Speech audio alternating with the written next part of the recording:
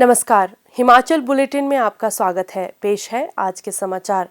मुख्यमंत्री श्री जयराम ठाकुर ने आज शिमला में सोलन, मंडी, बिलासपुर, कुल्लू, हमीरपुर, सिरमौर व ऊना जिला के विधायकों के साथ बजट 2022-2023 की प्राथमिकताओं को अंतिम रूप प्रदान करने के लिए आयोजित बैठक की अध्यक्षता करते हुए कहा कि राज्य सरकार के प्रभावी वित्तीय प्रबंधन और संसाधन आवंटन के फलस्वरूप अगले वित्तीय वर्ष 2022-23 के लिए विकासात्मक बजट के अंतर्गत 12,638 करोड़ रुपए का परिव्यय प्रस्तावित किया गया है। उन्होंने कहा कि प्रदेश सरकार ने पिछले 4 वर्षों के दौरान समाज के प्रत्येक वर्ग के कल्याण और राज्य का समग्र विकास सुनिश्चित करने के लिए हर संभव प्रयास किए हैं। उन्होंने कहा कि प्रदेश सरकार ने इस दौरान राज्य के विकास को और अधिक समावेशी और समग्र बनाने के लिए कई कार्यक्रम शुरू किए हैं। मुख्यमंत्री ने कहा कि राज्य सरकार ने प्रदेश में स्वास्थ्य अधोसंरचना के सुदृढ़ीकरण को सर्वोच्च प्राथमिकता प्रदान की है। प्रदेश में 2 वर्ष पूर्व केवल 50 वेंटिलेटर की तुलना में आज राज्य में 1014 वेंटिलेटर उपलब्ध हैं। आयुष्मान भारत योजना के अंतर्गत 4,26,000 परिवारों का पंजीकरण किया गया है और 1,20,000 लोगों को 145 करोड़ रुपए का निःशुल्क उपचार दिया गया है। उन्होंने कहा कि मुख्यमंत्री हिम केयर योजना के अंतर्गत 5,13,000 परिवारों को पंजीकृत किया गया है और 2,20,000 परिवारों को लगभग 200 करोड़ रुपए का आर्थिक लाभ प्रदान किया गया है। उन्होंने कहा कि केंद्र सरकार की उज्ज्वला योजना और राज्य सरकार की गृहिणी सुविधा योजना के अंतर्गत प्रदेश के 4,69,000 परिवारों को निःशुल्क गैस कनेक्शन उपलब्ध करवाने पर 141 करोड़ 71 लाख रुपए व्यय किए गए हैं। श्री जयराम ठाकुर ने कहा कि केंद्र सरकार द्वारा प्रायोजित जल जीवन मिशन के अंतर्गत प्रदेश के 8,23,000 घरों को नल से जल की सुविधा प्रदान की गई है और इस वर्ष के मध्य तक सभी घरों को यह सुविधा देने का लक्ष्य निर्धारित किया गया है। मुख्यमंत्री ने कहा कि राज्य में पूर्व सरकार के कार्यकाल में नाबार्ड के माध्यम से 3,200 करोड़ 34 लाख रुपए की कुल 779 विधायक प्राथमिकता योजनाओं को स्वीकृति प्रदान की गई थी, जबकि वर्तमान प्रदेश सरकार के पहले 4 वर्षों के कार्यकाल के दौरान 3,347 करोड़ 20 लाख रुपए लागत की 825 विधायक प्राथमिकता योजनाओं को स्वीकृति प्रदान की गई है। उन्होंने कहा कि पिछली सरकार के 5 वर्षों के कार्यकाल के दौरान विधायक प्राथमिकता योजनाओं के क्रियान्वयन के लिए कुल 2,363 करोड़ 80 लाख रुपए का प्रावधान रखा गया था, जबकि वर्तमान सरकार द्वारा पहले 4 वर्षों के लिए ही 3,183 करोड़ 37 लाख रुपए का प्रावधान रखा गया। श्री जयराम ठाकुर ने कहा कि नाबार्ड के अंतर्गत सभी डीपीआर में 1 अप्रैल 2021 से मरम्मत और रखरखाव के लिए बजट परिव्यय का प्रावधान किया गया है। मुख्यमंत्री ने कहा कि वर्ष 2021-2022 के लिए विभिन्न विधायक प्राथमिकता योजनाओं के अंतर्गत नाबार्ड द्वारा अब तक 965 करोड़ 41 लाख रुपए की 186 परियोजनाओं को मंजूरी प्रदान की है। उन्होंने कहा कि वर्तमान वित्त वर्ष के दौरान नाबार्ड द्वारा मंजूर 965 करोड़ 41 लाख रुपए की परियोजनाओं में से सड़कों और पुल निर्माण परियोजनाओं के लिए लगभग 465 करोड़ रुपए और सूक्ष्म सिंचाई और पेयजल योजनाओं के लिए 500 करोड़ 36 लाख रुपए स्वीकृत किए गए हैं।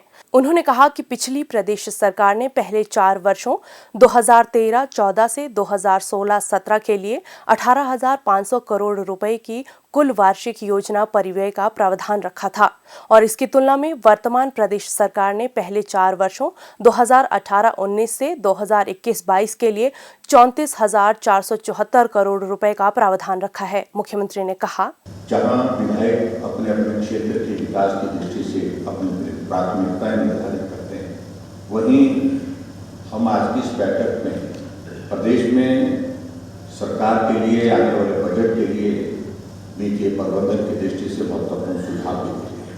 हिमाचल प्रदेश में हमारी सरकार ने प्रयत्न किया इस दिशा में कि कोविड की सारी सिचुएशन में भी हमारे विकास के कार्य प्रभावित होना है। हमारी सरकार के कुशल वित्तीय प्रबंधन तथा संसाधन आवंटन में दक्षता के फलस्वरूप आगामी वित्तीय वर्ष 2022-23 के लिए विकासात्मक बजट के अंतर्गत 12,638 करोड़ रुपए के परिव्यय प्रस्तावित किए गए।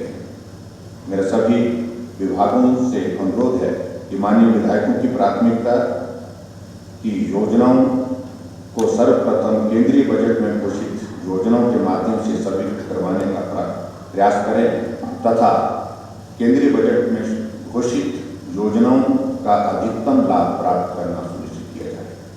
आगामी वर्ष का बजट सत्र शीघ्र प्रारंभ होने की दृष्टिगत मेरा माननीय विधायकों से अनुरोध है कि यदि आप अपनी विकास योजनाओं की सूचना को बैठक में उपलब्ध न करवा सकें तो शीघ्र योजना विभाग को भिजवा दें ताकि आपकी योजनाओं को अगले वर्ष के बजट में शामिल किया जा सके।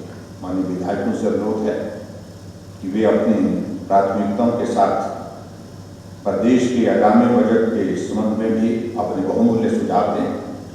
मुझे आशा है कि इन बैठकों में प्राप्त महत्वपूर्ण सुझाव प्रदेश के समग्र विकास के लिए सहायक सिद्ध होंगे। मैं इन्हीं शब्दों के साथ सभी माननीय विधायकों का एक बार फिर से आज की इस बैठक में स्वागत करता हूं। मुख्यमंत्री श्री जयराम ठाकुर ने आज शिमला से वर्चुअल माध्यम से शिमला ग्रामीण विधानसभा क्षेत्र के सुन्नी में 2 करोड़ 22 लाख रुपए की लागत से निर्मित गौ सदन का उद्घाटन किया। इस अवसर पर मुख्यमंत्री ने कहा कि प्रदेश सरकार द्वारा बेसहारा गौवंश को आश्रय देने और उनके चारे की व्यवस्था के लिए हिमाचल प्रदेश गौ सेवा आयोग का गठन किया गया है।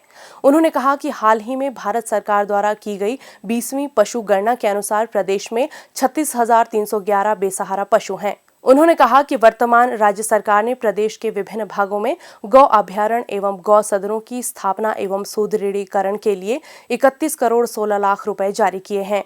मुख्यमंत्री ने कहा कि प्रदेश में 220 गौ सदनों का संचालन गैर सरकारी संगठनों द्वारा भी किया जा रहा है, जिनमें से 127 गौ सदन हिमाचल प्रदेश गौ सेवा आयोग में पंजीकृत हैं। राज्य सरकार ने हाल ही में एक निजी कंपनी के साथ एक समझौता ज्ञापन पर हस्ताक्षर किए हैं, जिसके तहत सरकार की सहायता के बिना कंपनी पीपीपी मोड पर प्रति गौ अभ्यारण्य लगभग 3000 गायों को आश्रय प्रदान करेगी।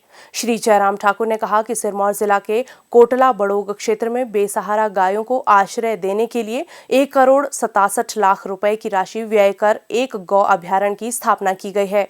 उन्होंने कहा कि जिला सोलन में हांडा कुड्डी गौ अभ्यारण्य के निर्माण पर 2 करोड़ 97 लाख रुपए व्यय किए गए हैं। श्री जयराम ठाकुर ने कहा, गौ सदन का विधिवत उद्घाटन कर रहे हैं। इसके लिए मैं सभी उपस्थित सभी भाइयों बहनों को बहुत बहुत बधाई और शुभकामनाएं देता हूं। 2 करोड़ 22 लाख की लागत से ये गौ सदन आपका सुन्नी में बनकर के तैयार हुआ है। श्रद्धा का भाव और सेवा का भाव अगर समाज के बीच में अगर आज की तारीख में भी जागृत है, बचा है, तो हमको ऐसे पुण्य के काम में आगे बढ़कर के सहयोग देने के लिए आना चाहिए। और इसलिए मैं सुन्नी के सभी भाई और बहनों से भी इस बात के लिए निवेदन करना चाहूंगा कि इस पुण्य के काम में आप भी जुड़े। सरकार की ओर से हमने व्यवस्था की है, जितने भी इस प्रकार के गौ सदन में हमारी गाय होंगी उनके लिए 500 रुपए देने का प्रावधान ये भी हिमाचल प्रदेश की सरकार में पहली बार हुआ। कि आप सब लोग इस पवित्र कार्य में जुड़े हैं और इस पवित्र कार्य को हमको आने वाले समय में और तेज गति से आगे बढ़ाना है। हमारी कोशिश रहेगी कि 6 महीने के अंदर अंदर जितने भी जो हमारे निर्माणाधीन गौ सदन हैं उनको पूरा कर दिया जाए, ताकि हिमाचल प्रदेश में जो पशुधन अभी तक भी हमारा सड़कों पर है उसको गौ सदन में या गौ सेंचुरी में, और यहाँ तक कि हम तो कोशिश इस बात के लिए भी कर रहे हैं कि अगर कोई लोग अपने घर में भी उनको आश्रय देना चाहें तो लोग आगे आएं और आगे आकर के उस पवित्र कार्य में अपना हाथ बटाएं, अपना सहयोग दें। उसके लिए भी मैं अपील करना चाहूंगा। हिमाचल बुलेटिन देखने के लिए सब्सक्राइब करें YouTube channel IPR Himachal, follow करें ट्विटर @DPRHP, लाइक करें Facebook page information and public relations department Himachal Pradesh, visit करें वेबसाइट www.himachalpr.gov.in। इस अंक में इतना ही, कल फिर होगी मुलाकात। दीजिए इजाजत, नमस्कार।